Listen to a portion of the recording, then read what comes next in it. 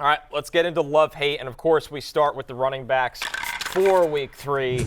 And, yes, we will get to Kyren Williams in just a second. But before we do here, Barry, Travis Etienne going up against the Texans, he tops the list. There was some fear over the summer. What is Tank Bigsby going to do in this offense, and how is they going to affect Etienne? But you love Etienne going into Week 3 with this matchup. Well, I love the match. Speaking of the matches with Houston, I love a matchup with Houston. I mean, through the first 2 weeks of the season, Texans have allowed 4 rushing touchdowns to running back. No team in the NFL has allowed more than Houston. 79% of the team's running back touches so far have gone to Travis Etienne. He's actually run more than 25 routes in both games. He actually only had 3 such games, so they're trying to get him more involved in the passing game. Yes, Tank Bigsby did take the touchdown in game 1, but still, 110 scrimmage yards both games against the Texans last year. I think he does it again. I have Etienne as a top 10 play this week. Yep, you love the matchup, and I think there was concern, certainly, that Tank Bigsby was going to eat into his workload. Not so far, not really. Some goal line stuff, yes, but for the most part, Etienne is getting on 80% of the carries, and he's clearly the guy, and this is about as good of a matchup as you can have. Jay, let's revisit Kyren Williams because of the matchup. He is at Cincinnati. I know we are still kind of wondering the status of the Cincinnati team with Joe Burrow, but, you look at Kyren Williams, he's had an impact in the pass game, but he's also gotten a lot of work in the run game, and I think the biggest surprise offense of the fantasy season through 2 weeks so far. Absolutely, and I think it's largely, Puka Nacua is an incredible story, but I think almost the biggest story in terms of the outlook of the rest of the season is that Matthew Stafford looks like a top 7, top 8 quarterback in the NFL. I mean, this was a guy 2 years ago who was in the MVP discussion early in the season, who won the Super Bowl, who was almost Super Bowl MVP, and he looks like he's back to being that caliber of player, and the entire offense is benefiting. And the fact that they were able to move the ball on San Francisco with relative ease, San Francisco couldn't get off the field for the first 3 quarters. So I think Kyren Williams, it's such a vote of confidence as well from an organizational perspective that they were ready to just move on from Cam Akers after 2 weeks because they believe in Kyren Williams. Yeah, and by the way, Zach Evans becomes kind of an interesting stash if you're just looking to grab somebody to back him up. But Kyren Williams is going to get a massive workload in this 95% rate in week number 2. Cincinnati, it's not a bad matchup against the Bengals. They've allowed the 5th most rushing yards to running backs through the first 2 weeks of the season. I have Kyren Williams at running back 6 this week, guys. Wow. I mean, I know, that's the world we live in, right? Puka Nacua is a thing. Tide. Kyren Williams, roll tide, let's go. Dogs are playing with cats, it's all sorts of chaos. Kyren Williams, man. Look at that. Look at the stat on your screen. Only Tony Pollard has more touches in the red zone this season than Kyren Williams, who, again, was literally left for dead in drafts. No one took him at all. He also, by the way, has a 13.5% target share this season. He's 3rd on the team, so he's being involved in all 3 facets of the game. Not on, all 3 downs, I should say. Not 3. He's not playing special teams. He's not playing defense. It's a Thursday. I was up late writing the Love 8 article, which should be up very soon on NBCSports.com, rotoworld.com. I'm a company man. Kyren Williams, running back 6 for me this week. Some are saying you slept at NBC to finish the article. Some are saying. Like a head coach in the NFL says the facility. Very much so. Yeah, exactly. Yeah. Under the booth at the cafeteria. Pretty much. Yeah, exactly. Just strange place to choose where to sleep at NBC. Just quickly, go trade for Tony Pollard. Pollard. When I had to use the bathroom, it was your office. Just don't you worry. Right. Is there not a bathroom in there?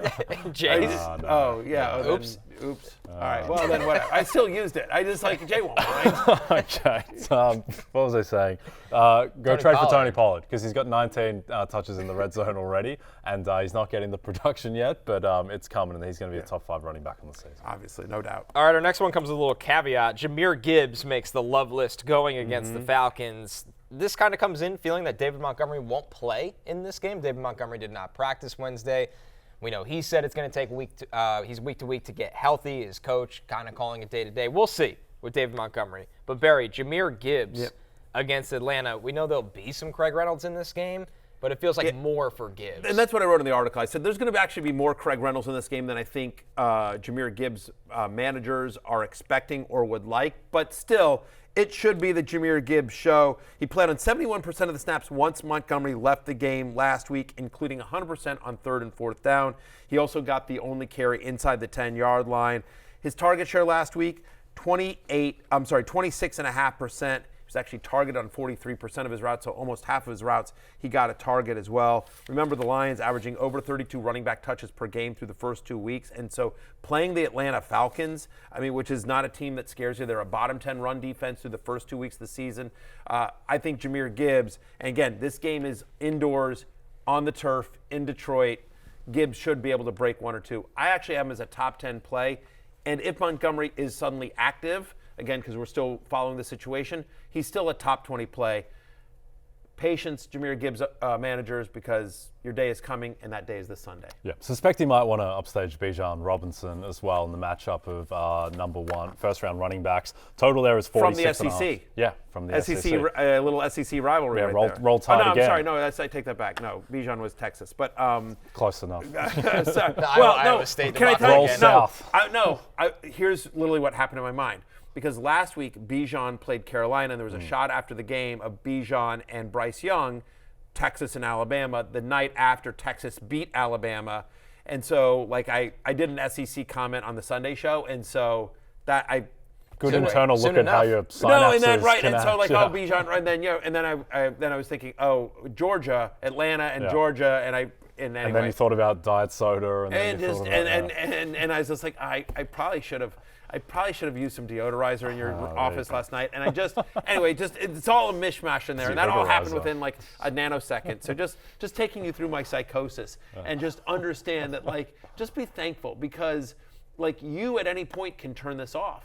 They're contractually required to deal with this an hour every single day. 6 days a week. Yeah. 6 days. Oh, and for Jay, it's 6 days a week. Yeah, for me, it's 5. I actually thought about this. Yeah. Unlike Jay. Yeah, God bless SNY for keeping you away. Yes, Zach Wilson. Yeah, that's true. That's a good point. What is the worst punishment? That's a fair point. What is the balance there? Matthew Berry at 9 a.m. on Sunday, or Zach Wilson in primetime? Either way. Right. Neither is ideal. All right, a couple others receiving votes here. Isaiah Pacheco going up against the Bears, which that defense is a fantasy fiesta, it feels like. Raheem Mostert against the Broncos, as Jeff Wilson's still on IR. Zach Moss going up against the Ravens. Zach Moss coming off a really, really big week. That backfield is his. And then Jaylen Warren against the Raiders right now. That Raiders defense not looking so good, Barry. Jaylen Warren looking like the more explosive runner in that Steelers backfield. By the way, Raiders have allowed the second most running back receptions through 2 weeks. Second most targets on the team through 2 weeks for Jaylen Warren. Again, and no Deontay Johnson in a game that should be high scoring at Las Vegas on Sunday Night Football right here on NBC and Peacock. I'm a company man. Zach Moss, 98% of the snaps last week. Whether Richardson or Minshew, he's going to get a ton of work here. We like that. We just saw what Brian Robinson did to the Broncos, and now Raheem Mostert on a much better offense. My Commanders have a good offense. The Dolphins have an awesome offense. And so him, and then Pacheco, it's just worth thing. 2 games this year, the Bears have allowed over 20 fantasy points. They've given up a running back rushing touchdown in both games. Pacheco saw 88% of the team's running back carries in week 2. Again, he's now fully healthy. They've moved on from CEH. They want to save Jerick McKinnon for the end of the season. So it's going to be mostly Isaiah Pacheco against the Bears.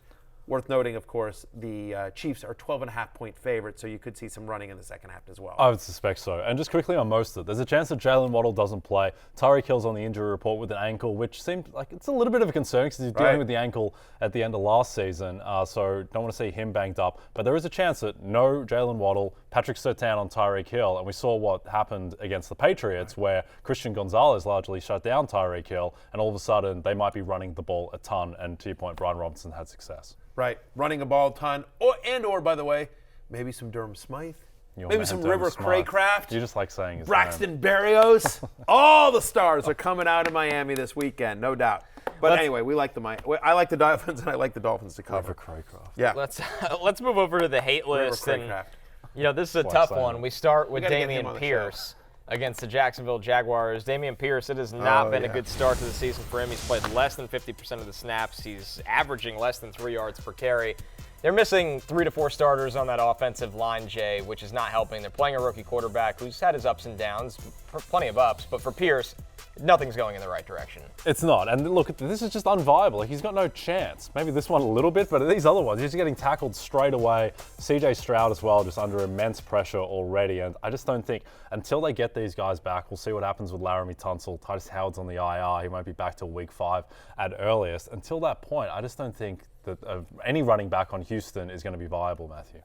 Yeah, I would agree with that. And I can't believe you guys forced me to put him on my preseason love list. I didn't want to, but I'm trying to be a good teammate, and both Jay and Connor were like, oh my God, please, please, please. It's our only ask. We won't do the show. We won't do the show unless you put it on. And I'm like, fine. I don't believe in this guy at all, but because you guys have so begged, I will go on a limb and promote this guy. I will say this. Look, right now it's not looking one of my best calls. Like I was all in on Damien Pierce in the preseason. Tunsil will be back. Howard will be back. Yeah. Stroud is good. Stroud has been good so far. That offense is going to get better. And Pierce, if he's alive, if he survives these next couple of weeks, he'll get good at some point. And their schedule gets easier. Like it's been some tough run matchups as well as. But yes, he's barely inside my top 30.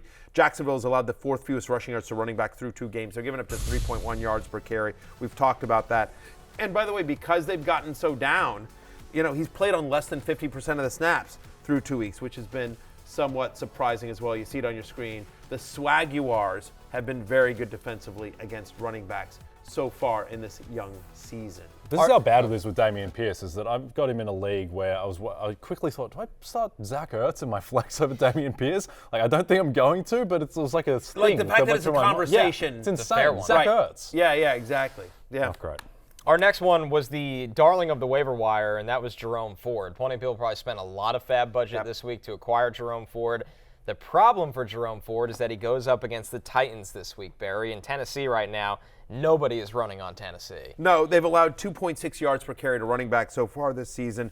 Here's the running back finishes against the Titans. As you see it there on your screen, fewest running back yards allowed per carry this year. Here's the running back finishes against the Titans this year. Week 1, Jahmyr Williams, running back 38.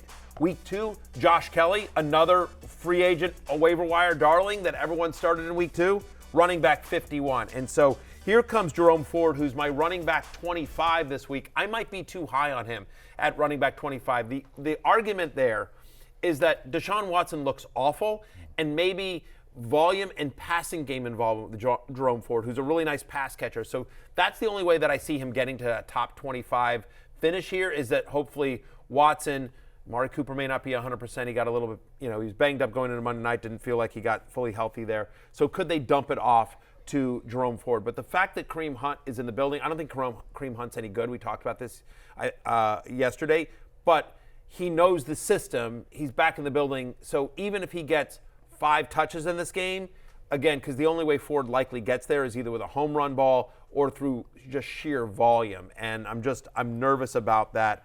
I took yesterday when we were doing our best bets on that game, I took the under on 39.5, right? And I mean, it's been bet down on DraftKings as well. So it doesn't look like there's going to be a ton of offense in that game. No, and the issue as well is that if Ford's path to success is catching the ball out of the backfield, well, that's kind of what Kareem Hunt does as well. So that would be the one kind of part where Kareem Hunt could have success. But Connor, I mean, Ford does have home run potential, right? That's what you're hoping for, is the big play. And he's capable of doing it on any touch. He's got great speed. He's a home run hitter. It's an offense they want to run a lot of stretch plays to get him off the tackle.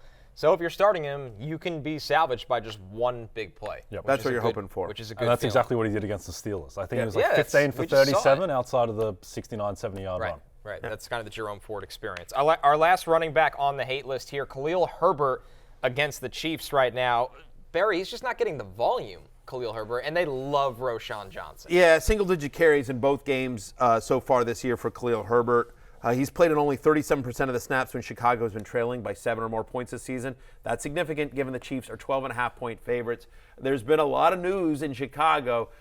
Justin Fields throwing his coaches under the bus, backing it off, lots of, but luckily Chicago is a very rational and calm sports town that isn't at all panicking over their franchise quarterback being 0-2 and throwing their coaches under the bus. There's literally, I think sports talk is mostly just talking about the Blackhawks season. They're really excited about it these Bedard, days. yeah. Listen, he threw the coaches under the bus, then did a second presser at his locker where he said, no, not the coaches, I'm throwing the media under the bus for taking me out of context. Got it. A real banner day in Chicago. So he's making friends left and right. The fact is the offense is a mess. Yep. The offense is is absolutely a mess. The Chiefs have actually been the 3rd best scoring defense so far this season. I mean, they shut down Jacksonville pretty well. Jacksonville got a little bit unlucky, but make no mistake, this game's in Arrowhead, a very tough place to play. The Bears' offense feels like a mess. They do love Roschon Johnson. We expect the Bears to be down. Khalil Herbert hasn't been involved in the passing game here. No, thank you. Khalil Herbert, well outside my top 30. Well, take that, Khalil We Herbert. weren't ready for that Also, go ahead. the other thing is Dan Graziano, who we saw on our night in Buffalo, Yeah. if you recall. Yeah, not, in the shower, but at the wings place. Dan Graziano got involved in this? Well, Dan Graziano's a good buddy. Dan Graziano's a good buddy of mine from ESPN. He's an awesome human being. Yeah. We saw him we hung out with him at the Wing Bar before you and I went on our own way. Yes. For our magical one night in Buffalo. Yeah. And anyway, what about Dan? He said, don't be surprised to see Roschon Johnson emerge as the primary back in Chicago. So we don't know when that's going to be, but it feels kind of inevitable it's headed that way. As someone who's worked a lot with Dan Graziano and knows for a fact that he has two very hardcore fantasy football teams, understand that Dan is a very good reporter who's very well sourced and understands completely what he means by that tweet whatsoever. Khalil Herbert's my running back 38. Again, I might be too high on him this week. Hey, it's Matthew Berry from NBCSports.com and RotoWorld.com, and I want to thank you so much for watching whatever it is you just watched, or if nothing else, being too lazy to click out of the autoplay after this video started, after whatever it is you actually wanted to watch finished. But now that you're here, I'd like to take a moment here to ask you respectfully now, okay? I'm asking you respectfully to subscribe to the NFL on NBC YouTube channel. You'll get the latest RotoWorld fantasy news headlines, all sorts of great shows, including my own Fantasy Football Happy Hour. So go subscribe now. Again, I'm asking respectfully.